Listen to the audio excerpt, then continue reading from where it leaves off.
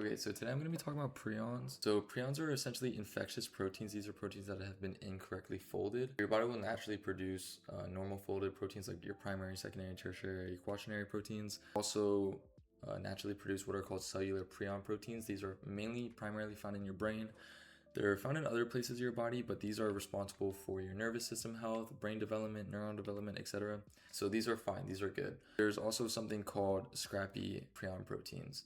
So these are essentially the infectious version of these cellular prion proteins. So essentially these PRPSC infectious prion proteins are proteins that got incorrectly folded. Opposed to the PRPC, which are just normal folded. Those are fine.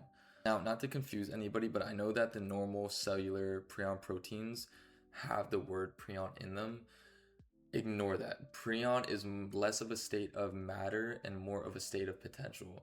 So all that is, it's essentially the normal cellular form of the same protein that can turn into a prion when it misfolds. So like I said, it's not a state of matter, it's not a state of shape, it's a state of potential. So these cellular prion proteins have the potential to get turned into these scrappy prion proteins, these infectious prion proteins. These cellular prion proteins can actually get folded or misfolded in a few different ways. It can happen genetically, it can happen spontaneously. The spontaneous method wouldn't be through mutation, it'll just be random. I'm not sure there's too much science or evidence on how that actually happens, but as far as I know, it's just random. There's no mutation involved. And then it can happen infectiously, which is what I'm going to be going over today. Infection will initially happen through contact.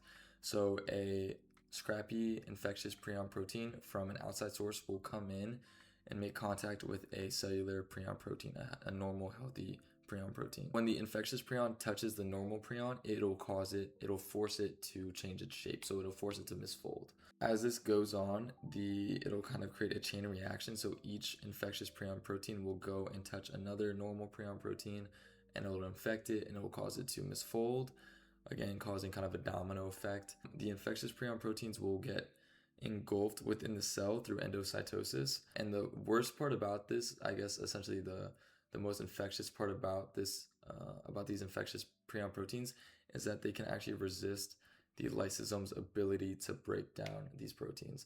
So essentially the lysosome would naturally just break down these proteins, but because of their properties, these beta sheets, whatever, they resist the lysosome's ability to break them down. So over time, just a buildup of these prions, kind of drew it out here, a buildup of these infectious prions will build up into the cell. The cell will eventually lyse and die, releasing all of these now infectious proteins into their environment or into your body, more specifically in your brain. These clumps of infectious prions will obviously kill the neurons within inside of your brain. It will kind of create a spongy kind of look within your head. It's really only visible through a microscope. So if we're looking at your brain tissue through a microscope, if you have had this prion damage, it'll create these little holes inside of your brain. Obviously, this will cause brain damage. It will create kind of a spongy effect. So obviously very detrimental, very negative. We don't want this to happen. This is most popular through mad cow disease, or probably the most popular case would be mad cow disease. Essentially what happened is cattle got infected with these prions. I'm not sure exactly how. Humans started to, of course, eat these cows, which led to VCJD. I can't actually pronounce the full name of this disease, but essentially this is a variant of CJD, which is a more common prion disease within humans. And the scrappy, which is a more common within goats and sheep and stuff like that. This is one of the first cases of prion disease was through scrappy. So pretty interesting stuff. But yeah, I hope I made this very interesting. Again, prions are these infectious proteins that will infect other normal cellular prion proteins, cause them to misfold. Repeating the cycle, this will cause a domino effect, causing lots of brain damage. These cases are rare. Also, it's important to know that I wouldn't say